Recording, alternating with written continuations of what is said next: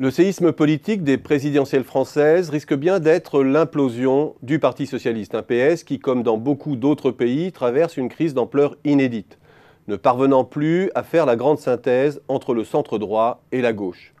Comme le Parti travailliste britannique qui, sous le leadership contesté de Jeremy Corbyn, a tourné le dos au blairisme. Comme le SPD allemand, laminé électoralement et qui ne reprend du poil de la bête que sous la houlette d'un Schulz qui le repositionne sur sa gauche.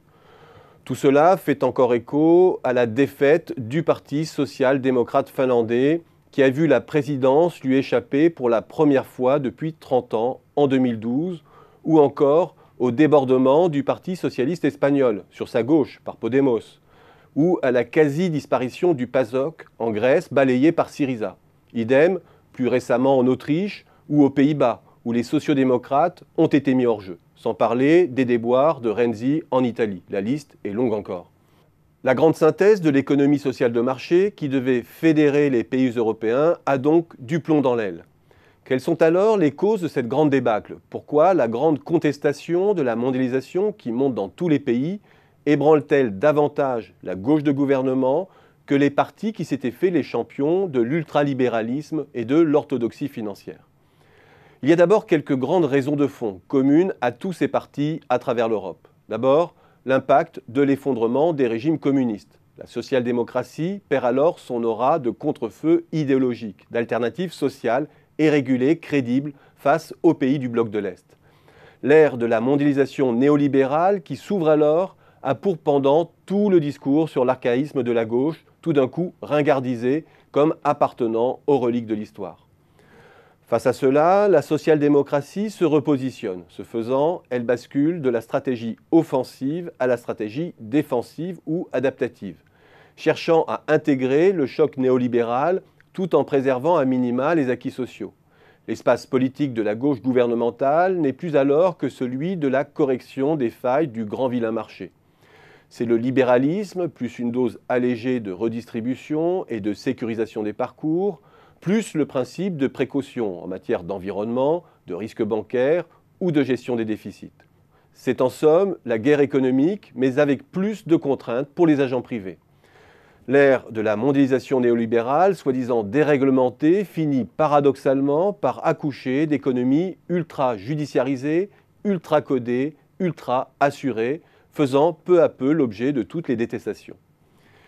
Il y a ensuite le positionnement pro-européen des partis sociodémocrates, coincés par des règles qu'ils ont eux-mêmes contribué à édicter. Des règles qui empêchent ces partis de réaliser des projets de transformation sociale. Et ce statu quo européen, qui refuse la sortie de l'euro d'un côté et bute sur l'impossibilité politique du saut fédéral, les condamne à l'impuissance. Et avec la crise, c'est finalement la crédibilité des partis sociodémocrates qui est la plus atteinte. Leur incapacité à corriger de façon incrémentale les failles du système apparaît de façon patente.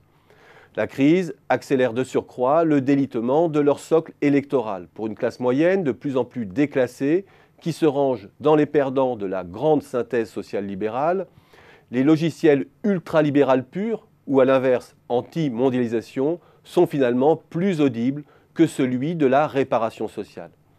Or, face au délitement de leur électorat, les avancées sociétales que proposent les partis sociodémocrates sont elles-mêmes suspectées d'être des cache-misères de leur impuissance économique et sociale, destinées finalement à flatter une poignée de citadins de grandes métropoles, seuls gagnants de la mondialisation. Mais il faut aussi parler de l'impréparation idéologique de la gauche française. Face à la crise de 2008 et à la remise en cause profonde du système qu'elle provoque, quel a été le travail programmatique du Parti socialiste?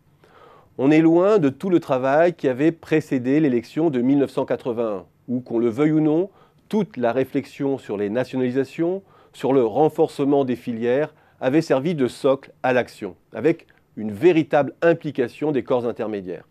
Au lieu de cela, que voit-on? L'entre-soi de l'expertise en petit comité qui tient lieu de mode d'élaboration de la pensée, hors sol, hors concertation. Et c'est ainsi que la gauche du gouvernement égrène des catalogues de réformes adoubés par le monde académique, mais cela ne procure ni vision ni vrai programme. Et c'est de la sorte aussi que la social-démocratie est devenue emblématique de la défaite du politique face à la technostructure et à l'économisme tout-puissant.